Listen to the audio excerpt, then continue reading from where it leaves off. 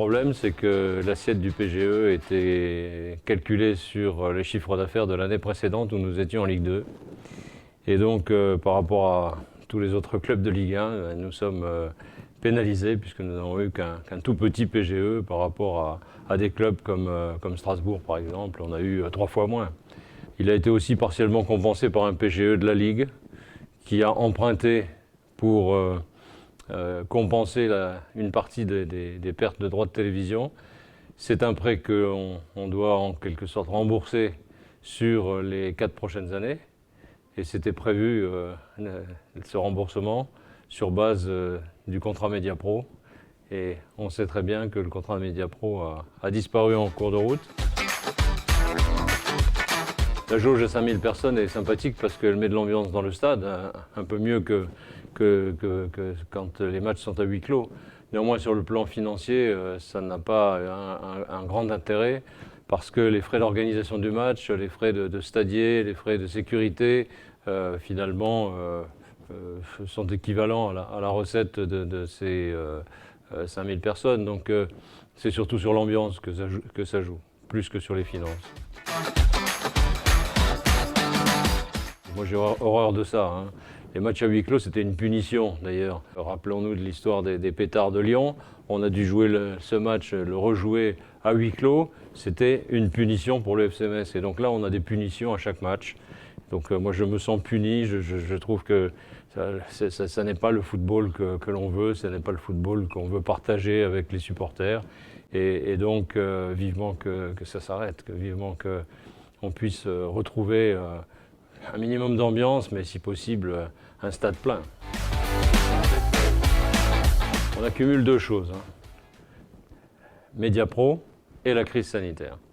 Mediapro, c'est une catastrophe, un accident industriel, un manque certainement de professionnalisme dans la rédaction des contrats, dans les garanties qui ont été obtenues.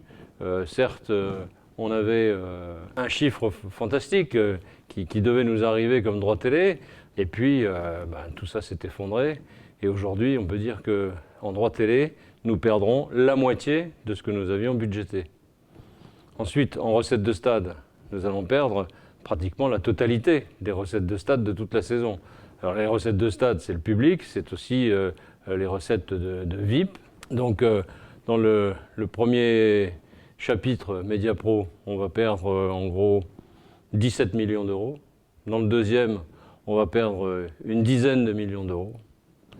Donc en gros, ce sera entre 25 et 30 le déficit par rapport au budget que nous avions prévu. Et puis, il y a le troisième poste pour un club comme le FC Metz, qui est un club formateur, avec un centre de formation ici à Metz, mais aussi un centre de formation à Dakar. Eh bien, les plus-values de transfert de joueurs, le solde positif de ce que nous achetons et de ce que nous vendons, c'est un élément d'équilibre important pour notre club. Nous allons certainement avoir des transferts dans le prochain mercato.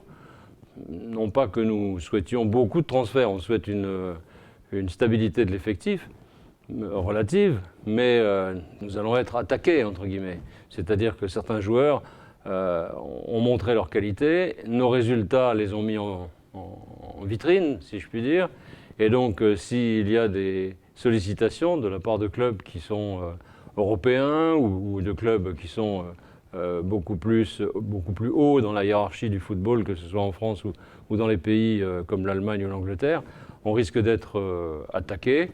Et c'est très difficile de résister quand les offres qui arrivent sont non seulement intéressantes pour nous, mais surtout pour le joueur. Le joueur doit aussi construire sa carrière, et donc nous verrons ce qui va advenir à l'issue des matchs qui nous restent à disputer, des performances de nos joueurs et des sollicitations qui viendront à partir du mois de mai.